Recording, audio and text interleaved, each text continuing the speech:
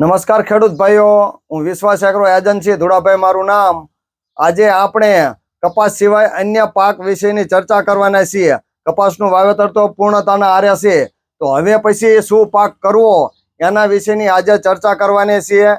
તો એ પાકમાં સૌથી નંબર 1 ઉપર હોય તો એરંડા છે, અને એરંડામાં સૌથી નંબર 1 કંપની હોય તો એ અવની છે. તો આજે આપણે યુટ્યુબની ચેનલમાં સુરેન્દ્રનગર જિલ્લાના સેલ્સ ઓફિસર માનનીય શ્રી મેહુલભાઈ મકવાણા અમારી યુટ્યુબની ચેનલમાં ઉપસ્થિત થયા છે. તો એમની પાસેથી આપણે અવની 41 શું છે, અવની 11+ કેવા છે, અને આ ઉપરાંત અવનીના એરંડા નવી કોઈ વેરાયટી હોય તો એ વિશેની આજે આપણે ચર્ચા કરવાના છીએ.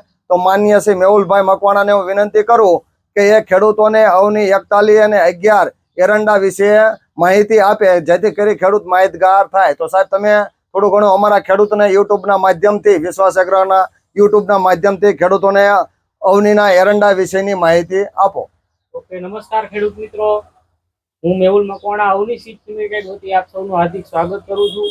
તો આજે જે આપણે માહિતી લેવાના છીએ, જે અવની સીડ્સ કંપની જે છે છેલ્લા 40 વર્ષોથી એરંડાની અંદર દર વર્ષે નવા સંશોધન કરીને દર વખતે નવી વેરાયટીઓ જે આપતી હોય છે, એમાં સૌથી સારામાં સારી વેરાયટી અત્યારે ઓલ ઇન્ડિયાની અંદર સૌથી વધારે હાલતી હોય તો અવની સીડ્સ લિમિટેડના રિસર્ચ હાઇબ્રિડ દેવેલા જે છે અવની 11+, એ ઓલ ઇન્ડિયાની સૌથી વધારે જો ખેડૂતો વાવતા હોય તો એનું કારણ એ જ છે કે કંપનીની જે ક્વોલિટી મેન્ટેન કરેલી જે છે એ બીજી અધર કંપનીઓ કરતા એની ક્વોલિટી બેસ્ટ છે, એટલા માટે ખેડૂતો વાપરે છે.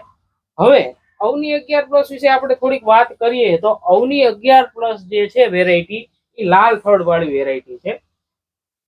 એરંડામાં 2 વેરાયટી આવતી, લાલ થડ, લીલું થડ. તો અવની 11+ લાલ થડ વાળી વેરાયટી છે. બીજી એની ખાસિયત એવી છે કે અવની 11+ જે છે એમાં સુકારો સાવ નથી આવતો, સુકારા પ્રતિરોધક જાત છે. જે બીજી અન્ય કંપનીની જે જાતો આવતી હોય છે એમાં શું છે, 2-3 વખત એરંડું હોવાય તો સુકારો આવવાના ચાન્સ હોતા હોય છે.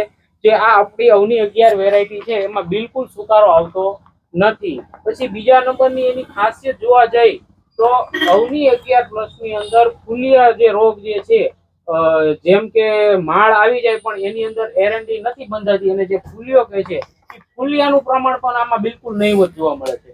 એટલે બીજી વેરાયટી કરતા કમ્પેરિઝનમાં આમાં જે છે એ ઉત્પાદન સારું મળે છે. અવની 11+ છે પીએચ બિન પીએચ બે વિસ્તારમાં અનુકૂળ આવે છે.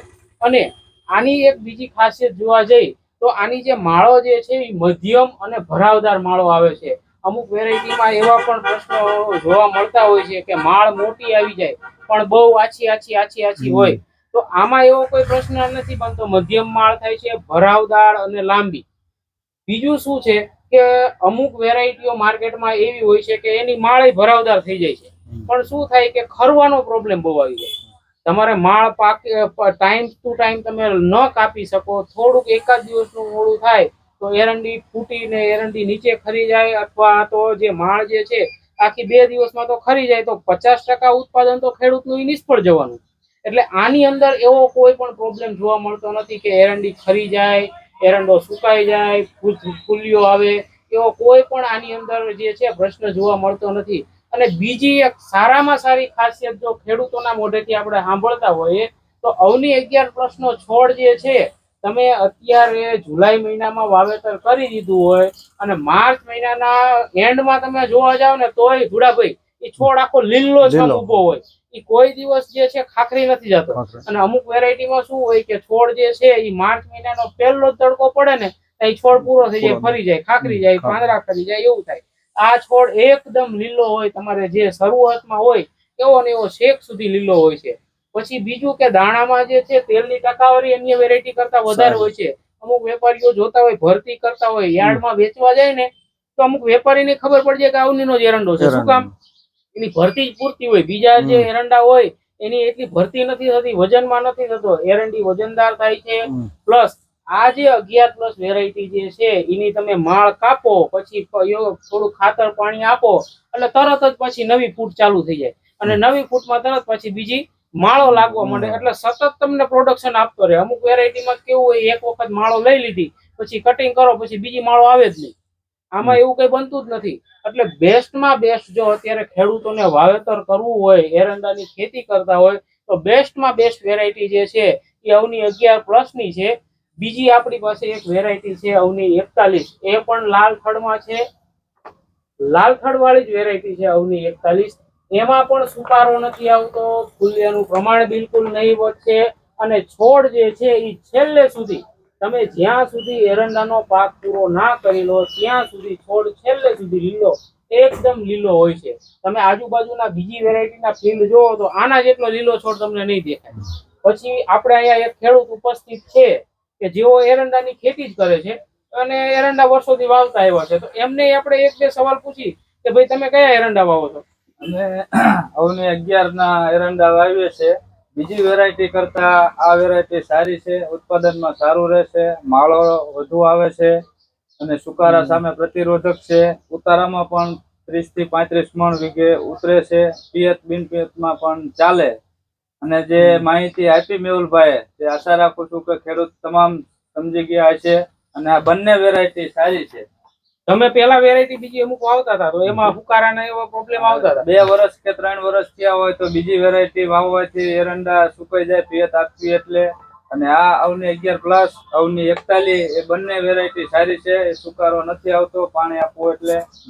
તમે કેટલા વર્ષથી આ રિસર્ચ હાઇબ્રિડ દિવેલા અવની 11+ છે કેટલા વર્ષથી વાવો છો? અમે 5 થી 6 વર્ષથી અવની 11+ ને અવની 41 વાવી છે. અવની 11+ ને 41 વાવો, બીજી કોઈ વેરાયટી વાવતા જ નથી? પેલા વાવતા હતા પણ સુકારાનું તકલીફ રહેતી હતી. પછી ઉતારામાં ને કાંઈ બહુ બંધ બેસતો નતો, માળ ખરી જાય, પૂરતી લૂંગુ નો આવે, નાની લૂંગુ આવે, એવી ઘણા બધી તકલીફ રહેતી હતી.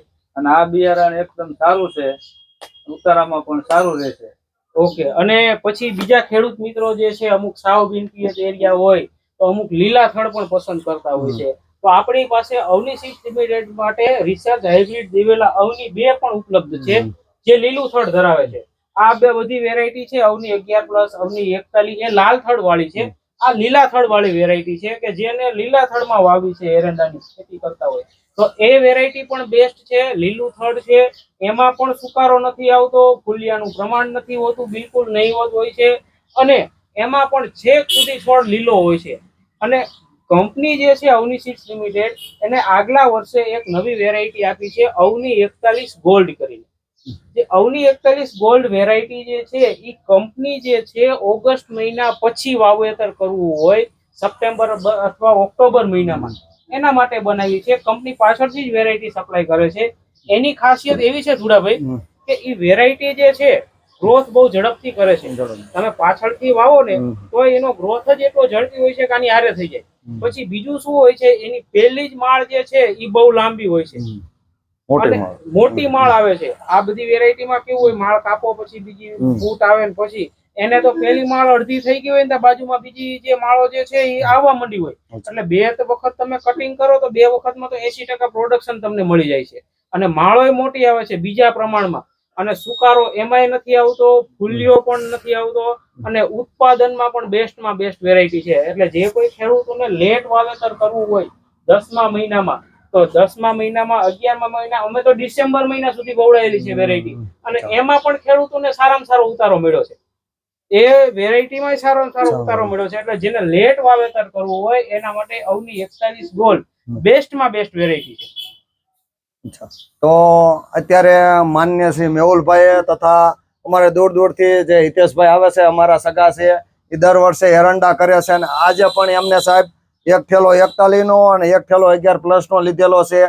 એમનો પણ જે અહીંયા અભિપ્રાય આપ્યો એ બદલ હું વિશ્વાસ એગ્રો એજન્સી તમારો તથા હિતેશભાઈનો આભાર માનું છું. અને આ ઉપરાંત મેહુલભાઈએ જે અવની 11+ ની ખાસિયતો વિશે વાત કરી, 41 વિશે વાત કરી, અને આ ઉપરાંત લેટ કરવું હોય તો 41 ગોલ્ડ વિશે જે વાત કરી એ ખેડૂત મિત્રો સમજી ગયા છો. અને અમારી યુટ્યુબની ચેનલ છે વિશ્વાસ એગ્રો એજન્સી, એ તમારે જો આ માહિતી તમને એરંડા વિશેની સાચી અને સારી લાગી હોય તો જેથી કરીને તમે બીજા ખેડૂતને મોકલો તો એને માહિતી મળી રહે. આ ઉપરાંત માન્ય શ્રી મેહુલભાઈનો તથા હિતેશભાઈનો હું આભાર માનું છું જે અમારી યુટ્યુબની ચેનલમાં ઉપસ્થિત રહ્યા. અને સર્વ ખેડૂત મિત્રોનો આભાર માનું છું કે આ તમે આ વિડીયો જોઈ અને એરંડા વિશેની તમને માહિતી સાચી અને સારી લાગી હોય તો બીજા ખેડૂત મિત્રોને પણ મોકલજો. બસ મારે આજ કહેવું હતું. આવજો. આભાર ખેડૂત.